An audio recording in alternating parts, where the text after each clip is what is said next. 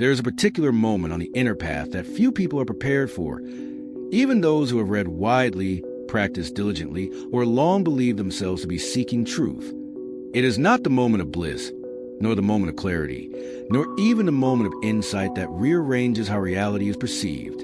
It is the moment just before all of that, when something inside begins to shake without an obvious external cause.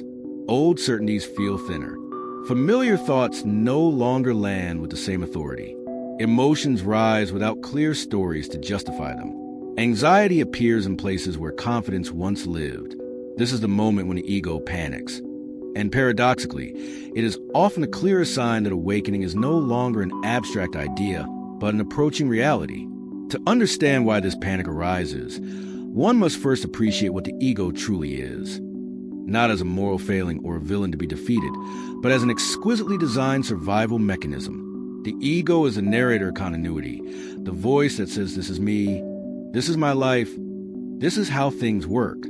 It is the map maker of identity, constantly drawing borders around experience, so that reality feels navigable and safe. Without it, daily life will be chaotic, overwhelming, and unstructured. The ego gives shape to time, meaning to memory, and direction to desire. It is the software that runs a human sense of self, quietly operating in the background for most of one's life. Yet every system, no matter how elegant, is built with assumptions. The ego's central assumption is that it is who you are. It does not merely manage experience. It claims ownership over it. Thoughts become my thoughts. Emotions become my emotions. Roles, histories, beliefs, wounds, ambitions, all are woven into a single tapestry called me. Awakening begins precisely at the moment when this assumption starts to fracture, not intellectually at first, but experientially, subtly, like a hairline crack in glass that spreads silently before it is ever seen. This is why the early stages of awakening often feel less like expansion and more like disorientation. The ego senses a disturbance in the field it governs. Its familiar reference points begin to loosen. Reactions that once felt automatic now appear optional. Beliefs that once seemed solid begin to feel strangely hollow. Even time itself can start to behave differently, stretching or collapsing in ways that logic cannot easily explain. From the ego's perspective, this is not growth. It is an existential threat. The structure that has defined reality is encountering something it cannot categorize, control, or narrate. In many ancient traditions, this moment was described as a dark night, the descent, or the crossing of the threshold. Modern language often sanitizes awakening into something aspirational and serene, but older wisdom understood that transformation is preceded by destabilization. A caterpillar does not calmly negotiate its dissolution into a butterfly. Its entire biological identity is dismantled before a new form emerges. Likewise, the ego does not step aside politely when awareness begins to recognize itself. It resists, tightens, and amplifies fear, not because it's malicious, but because fear is its primary tool for preserving continuity. This panic can manifest in countless ways. A sudden obsession with productivity or control, a resurfacing of old traumas that seem long resolved, a compulsive need for validation, certainty, or distraction. Doubts about one's path, sanity, or worthiness may appear with surprising intensity. The mind may begin to generate catastrophic narratives, warning of loss, failure, or meaninglessness. All of this can feel deeply personal, as if something's gone wrong. In truth, something profoundly right may be unfolding beneath the surface. What is being threatened is not your life, your relationships, or your future, but the ego's monopoly on identity. Awakening does not destroy the ego in the way the mind imagines destruction. Instead, it reveals the ego as a function rather than a ruler, a tool rather than a master. This revelation is not conceptual at first. It is felt as instability, as the unsettling sense that the ground one has been standing on was never as solid as it appeared. The ego panics because it senses that awareness is beginning to see through it, the way light passes through mist once the sun rises high enough. There is also a cosmic elegance to this process, one that mirrors patterns found throughout nature and the universe. Stars do not form without gravitational collapse. Forests renew themselves through fire. Even tectonic plates must grind and rupture for mountains to rise. Awakening follows the same architecture. Before expansion, there is compression. Before clarity, there is confusion. Before the silence of presence, there is often the loudest noise the mind has ever produced. The ego's panic is not a mistake in the process. It is part of the mechanism by which deeper awareness announces itself. In practical terms, this moment often arrives when life appears outwardly functional. One may have achieved stability, competence, or success, only to find that fulfillment remains elusive. Or it may come during crisis, when familiar strategies fail and the mind runs out of solutions. In both cases, the same inner threshold is being approached. The old ways of orienting to reality no longer work, yet the new way has not fully revealed itself. The ego stands at this edge, sensing its limits, and reacts the only way it knows how, by tightening its grip and sounding the alarm. This is why understanding the ego's panic is so crucial. Without context, it is easy to misinterpret this phase as regression, mental health deterioration, or spiritual failure. With understanding, it becomes possible to meet the experience with curiosity rather than resistance. One can begin to see fear as information rather than instruction, and instability as a sign of transition rather than collapse. The panic itself becomes a signal flare, indicating proximity to a deeper shift in perception. The invitation at this stage is not to fight the ego, suppress fear, or force transcendence. It is to listen differently, to notice the panic without becoming it, to allow the sensations, thoughts, and emotions to arise while recognizing that something larger is holding the field in which they appear. This recognition is fragile at first, easily overshadowed by habit and conditioning. But even a brief glimpse is enough to change the trajectory of a life. What follows this moment, if navigated with patience and honesty, is not the disappearance of the ego, but its recontextualization. The narrator remains, but it is no longer mistaken for the author of existence. The map remains useful, but it is no longer confused with the territory. Before that integration can occur, however, the ego must exhaust its strategies of resistance.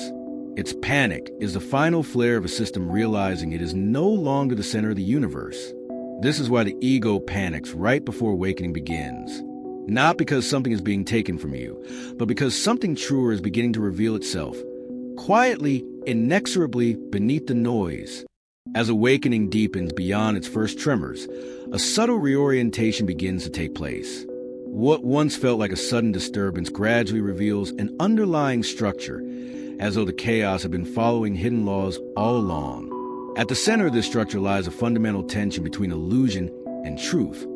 Not illusion in the sense of something false or useless, but illusion as a provisional framework, a temporary lens through which consciousness learns to experience itself. The ego, in this context, is not the enemy of awakening. It is the scaffolding that makes awakening possible, even as it becomes increasingly transparent. One of the central themes of this phase is the realization that the ego operates through contraction. It narrows awareness into a focal point called me, filtering the infinite field of experience into manageable segments. This contraction is what allows for survival, decision-making, and social navigation, but also creates a sense of separation that defines ordinary consciousness. Awakening does not immediately dissolve this contraction. Instead, it illuminates it. Awareness begins to notice how thoughts arise automatically, how emotions surge without permission, how identities shift depending on context. This noticing is gentle but relentless, like water wearing away stone. The ego panics because it cannot stop this illumination. It can only react to it. Another core theme is the collapse of certainty. The ego thrives on knowing, on stable narratives about who one is, what the world means, and where one is going. These narratives provide psychological gravity, a sense of weight and direction. As awakening approaches, these stories lose their density. Beliefs that once anchored the self begin to float, no longer gripping experience in the same way. This can feel like disorientation or even nihilism, but beneath it lies a more profound shift.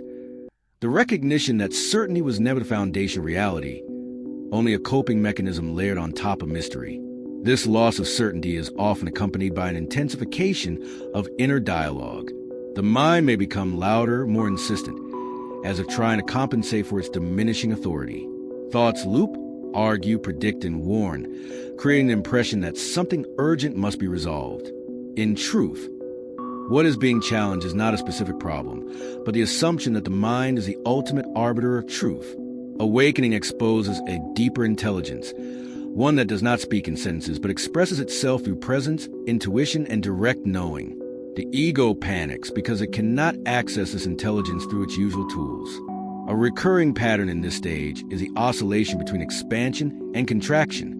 Moment of clarity may arrive unexpectedly, bringing a sense of spaciousness, interconnectedness, or deep peace.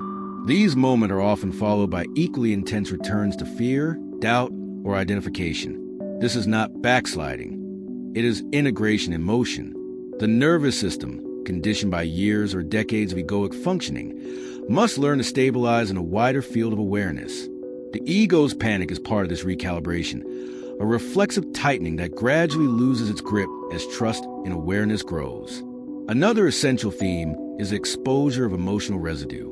Awakening does not bypass unresolved material. It brings it to the surface. Old wounds, suppressed grief, and unprocessed fear may emerge with surprising clarity.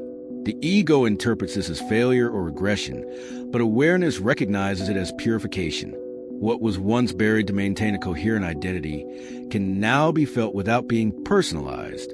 This is deeply unsettling for the ego, which relies on emotional suppression and narrative control to maintain stability. Its panic intensifies when it realizes that avoidance is no longer effective. There is also a growing recognition of impermanence, not just intellectually, but viscerally. Roles, relationships, and even core aspects of personality are seen to be in constant flux. This can provoke existential fear, as the ego equates impermanence with annihilation. Yet awakening reveals impermanence as the very expression of life's creativity. Nothing needs to be fixed because nothing is static. The panic arises when the ego senses that its strategy of permanence is incompatible with the fluid nature of reality. Underlying all these themes is a quiet but profound shift in identification. Awareness begins to sense itself as the space in which experience occurs rather than the content of experience itself. This shift is subtle and often fleeting at first, but it carries immense implications. If thoughts are observed, who is the observer? If fear arises and passes, what remains? The ego panics because these questions are not meant to be answered conceptually. They dissolve the very framework that generates questions in the first place. It is important to note that awakening is not a linear ascent. It unfolds in cycles, spirals, and layers, each revealing deeper aspects of the same truth. The ego's panic may resurface multiple times, each time more refined, more transparent, and less convincing. What once felt overwhelming gradually becomes recognizable, even familiar. Fear loses its authority not because it disappears, but because it is no longer believed unconditionally. In this way, the core concept of this phase revolves around recognition rather than acquisition. Nothing new is being added to the self. Something false is being seen through. The ego panics because it cannot survive the seeing in its old form.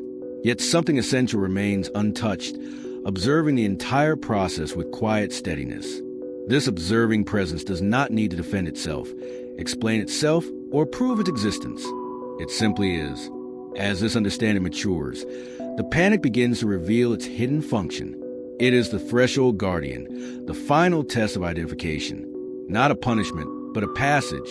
When fear is allowed to arise without resistance, it exhausts itself. When uncertainty is welcomed, it opens into curiosity. When the ego is seen rather than fought, it relaxes into its proper role. Across cultures and centuries, the moment just before awakening has rarely been described in literal terms. Instead, it appears again and again in myths, dreams, and sacred stories as a symbolic ordeal, a confrontation with something that seems terrifying but ultimately proves to be a gate rather than a wall. These narratives persist not because they are poetic embellishments, but because the human psyche recognizes this passage as archetypal. The ego's panic has always been encoded as a guardian, a monster, a storm, or a descent into darkness, forms that mirror the inner experience of standing at the edge of a larger reality. One ancient image tells of a traveler who must cross a bridge guarded by a fierce figure demanding proof of identity. The traveler presents titles, achievements, and names, only to be turned away each time. Eventually, exhausted and empty-handed, the traveler admits, "I don't know who I am anymore."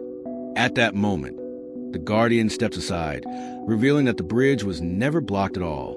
This story reflects the ego's final defense, identity itself. As long as awareness tries to pass through carrying a fixed sense of self, the panic intensifies. When identity is relinquished, not destroyed but loosened, passage becomes effortless. Another recurring symbol is the storm at sea. The sailor, long skilled in navigation, suddenly finds familiar stars obscured by clouds. The compass spins erratically. Waves rise without warning. In panic, the sailor tries to regain control, tightening the sails and forcing direction, only to worsen the chaos. It is only when the sailor allows the vessel to ride the waves, trusting the deeper currents beneath the surface turbulence, that the storm begins to pass. Here, the ego is the sailor's frantic effort to steer, while awakening is a recognition that a larger intelligence moves the ocean itself. Dreams often echo the symbolism in more personal ways. One may dream of being chased, falling, or losing one's voice. These dreams tend to intensify during periods of inner transformation, as the unconscious translates the ego's fear into imagery. Being chased reflects a sense that something is catching up with the constructed self. Falling mirrors the loss of psychological ground. Losing one's voice symbolizes the weakening authority of the inner narrator. In all cases, the fear feels urgent and real, yet awakening occurs not by outrunning the pursuer, stopping the fall, or forcing speech, but by surrendering to the experience itself. The moment of surrender often transforms the dream entirely, revealing pursuer as empty space, the fall as flight, and silence as vastness. Religious and mystical traditions encode the same passage in different language. In alchemical texts, it is called an aigredo, the blackening stage where matter decomposes before it can be purified. In this stage, forms dissolve, colors darken, and the practitioner is worn to despair and confusion. Without this decomposition, no goal can emerge. Psychologically, the ego's panic corresponds to this blackening, the breakdown of familiar structures so that a more integrated consciousness can arise. The ego fears this stage because it interprets dissolution as death, while awakening recognizes it as transformation. There is also the myth of the dragon guarding treasure. The dragon is terrifying, breathing fire, coiled around gold or sacred knowledge. Many heroes turn back at the sight of it, convinced that the danger is real and final.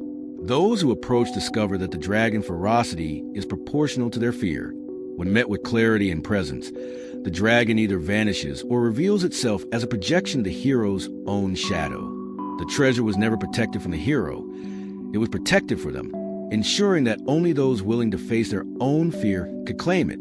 In more modern symbolic language, this moment can be likened to standing before a mirror that reflects not the body, but the entire psychological history of the self.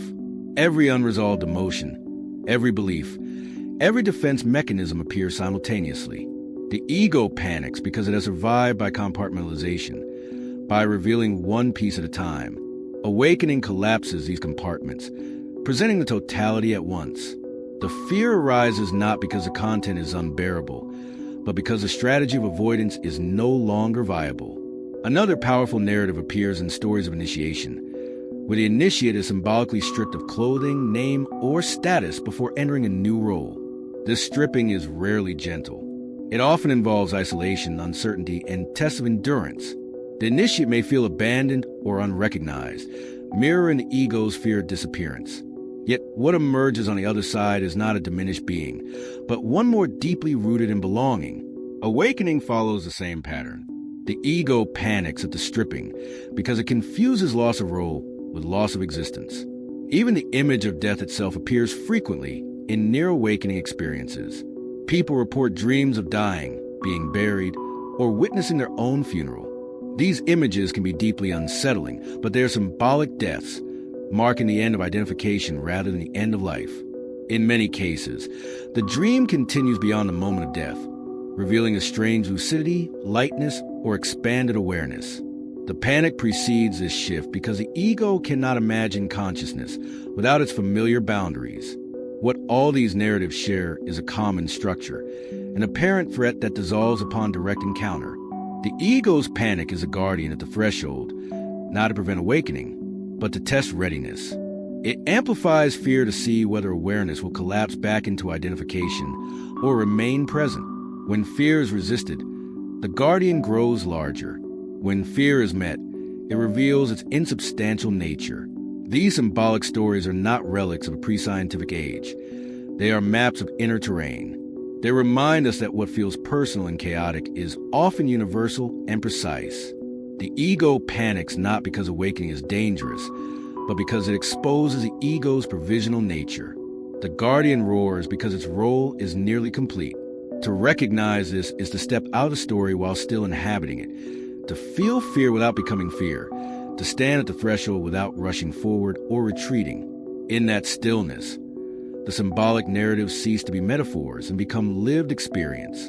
When awakening moves beyond the realm of insight and symbolism, it enters the intimate territory of daily life. This is where the process becomes both more ordinary and more demanding, because it no longer unfolds only in moments of meditation, reflection, or crisis, but in conversations, decisions, relationships, and routines. The ego's panic does not retreat simply because one understands it. Instead, it appears in subtler forms, woven into habit of reaction and expectation. Practical integration is not about eliminating this panic, but about learning how to live skillfully while the inner ground continues to shift. One of the first real-world implications of this phase is a changing relationship to thought. Thoughts do not stop arising, nor do they suddenly become benevolent. What changes is a degree of identification. A stressful email arrives, and a familiar surge of tension appears.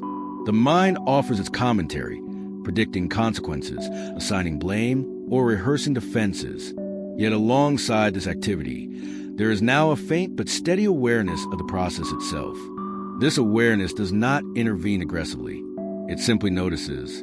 Over time, this noticing creates space, and within that space, choice becomes possible. The ego panics because it senses the space as a loss of control, while lived experience reveals it as freedom. Emotions, too, begin to behave differently. Rather than being suppressed or indulged, they are felt more directly. Fear is allowed to vibrate in the body without immediate interpretation. Sadness is permitted to move without being justified. Anger arises and passes without being weaponized. This does not make life emotionally flat. It makes it honest. The panic that once accompanied strong emotions gradually loses its urgency, as the system learns that feeling does not equal danger. In practical terms, this often results in more authentic communication, clearer boundaries, and a reduced tolerance for performative interactions. Relationships may shift as a result, not because of rejection, but because alignment becomes more important than approval. Work and productivity also undergo transformation. The ego often equates worth with output, status, or recognition. As awakening deepens, these metrics lose some of their psychological charge. One may still work diligently, but the underlying motivation changes. Action arises more from clarity than compulsion. This can initially feel unsettling, as a familiar anxiety that once drove achievement begins to fade. The ego panics here, warning of laziness or failure. Yet many discover that effectiveness actually increases when action is no longer fueled by fear. Decisions become simpler. Energy is conserved. Burnout becomes less likely, not because effort disappears, but because resistance does. Another significant implication appears in how uncertainty is handled. Where the ego once demanded guarantees, awareness begins to tolerate not knowing. This does not mean recklessness or passivity. It means flexibility. Plans are made, but held lightly. Outcomes are considered, but not clung to. When circumstances change, adaptation happens with less internal drama. The panic that once accompanied uncertainty gradually transforms into curiosity. Life is no longer something to be managed rigidly, but something to be participated in attentively. Physical sensations often become a key anchor during this stage. The body, long overshadowed by mental narratives, reclaims its role as a source of intelligence. Tension is noticed sooner. Fatigue is respected. Pleasure is felt more fully. This somatic awareness provides stability when the mind becomes noisy. The ego may panic at this shift, having relied on abstraction and dissociation to maintain control. Yet embodiment grounds awakening. ensuring that insight does not drift into disconnection. There are also social implications that require careful navigation. As identification loosens, one may feel less inclined to defend opinions, argue positions, or perform certainty. This can be misinterpreted by others as indifference or withdrawal. In truth, it reflects a growing comfort with complexity. Conversations become less about winning and more about understanding. Silence becomes less awkward. Listening deepens. Not all relationships survive this shift, but those that do often gain depth and resilience. Importantly, integration involves recognizing that the ego will continue to function. Awakening does not erase personality, preferences, or roles. It reframes them. The ego becomes a tool for navigation rather than a lens that distorts perception. Panic still arises at times, especially during major transitions, but it is recognized more quickly. Instead of spiraling into story, one can pause, breathe, and allow the wave to pass. This practice is not dramatic. It is quiet, repetitive, and profoundly effective.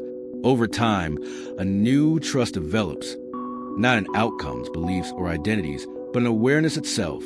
This trust is not blind optimism. It is experiential. One has seen fear arise and dissolve. One has witnessed identity loosen without collapse.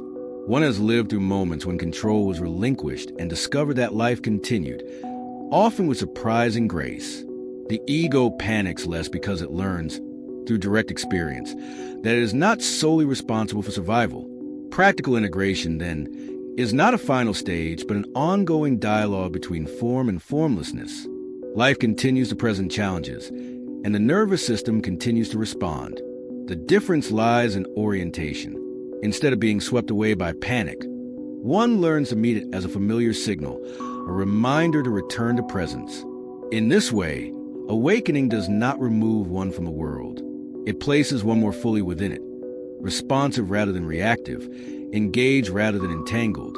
The ground may continue to shift, but it no longer feels like free fall. It feels like learning to walk on moving earth, guided by an inner compass that does not depend on fixed terrain. At the end of this long inner passage, something unexpected often becomes clear. Awakening does not arrive with fireworks, decorations, or a permanent state of transcendence. It arrives quietly, like the moment after an alarm stops ringing, when the nervous system realizes that the threat it was bracing against is no longer present. The ego, having exhausted its strategies of panic, gradually relaxes, not because it has been defeated, but because it has been understood. What remains is not emptiness in the sense of absence, but spaciousness in the sense of inclusion. Looking back, the panic that once felt so personal and destabilizing reveals itself as impersonal, almost mechanical. It was a reflex, a pattern conditioned over a lifetime, responding to the unfamiliar with alarm. Awakening does not shame this reflex. It contextualizes it. Fear arose because identity was loosening. Confusion appeared because certainty was dissolving. Grief surfaced because old forms were being released. None of this was a mistake. It was a necessary turbulence created when awareness began to outgrow the container that once held it. This recognition brings profound softening. The inner battle, often framed as a struggle between ego and awakening, begins to dissolve. There is no longer a need to root out thoughts, purify emotions, or perfect the self.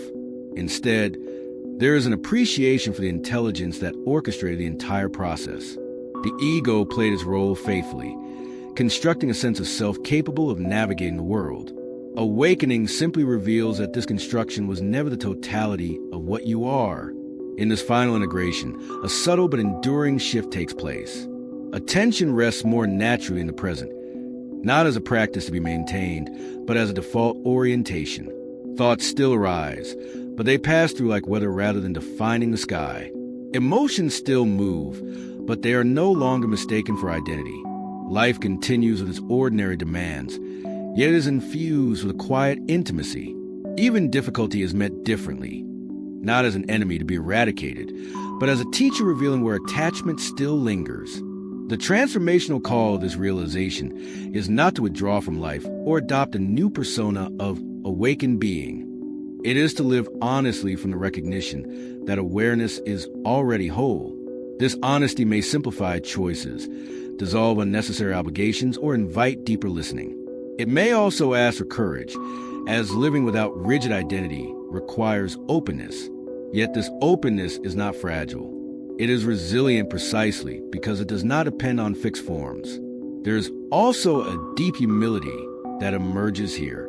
One sees how universal this process is, how many people are quietly navigating the same inner thresholds, often without language or support. Compassion arises naturally, not as a moral stance, but as recognition. The panic in others is no longer dismissed or judged. It is understood as the same guardian at the threshold, performing its ancient function. If there is an invitation embedded in this understanding, it is simple but demanding to trust the process as it unfolds. Not blindly, not passively, but attentively. When fear arises, notice it. When control tightens, feel it. When certainty dissolves, rest in the not knowing. Awakening is not something you achieve by effort. It is something that reveals itself when effort relaxes its grip. The ego may still panic from time to time. Old patterns may resurface under stress. This does not mean the process has failed. It means the system is alive, responsive, and learning. Each time panic is met with presence, its authority diminishes. Each time awareness recognizes itself in the midst of experience, the center of gravity shifts a little more toward freedom. In the end, awakening is less about becoming something new and more about remembering what was never lost. The fear that marked the threshold becomes a distant echo, a reminder of how tightly identity once held on. What remains is not a permanent state of bliss, but a stable sense of being at home and experience, whatever form it takes. This is why the ego panics right before awakening begins. And this is why that panic, when understood, is not a warning to turn back, but an invitation to step forward, gently, honestly, and with trust and awareness that has been present all along.